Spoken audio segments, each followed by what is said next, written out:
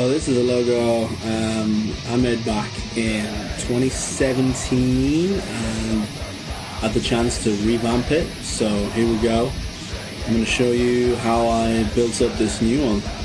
Let's go. Well, if I'm starting anything that's got symmetry in it, I tend to start on the computer because it's easy to copy things up, switch shapes around, iterate, prototype and all that.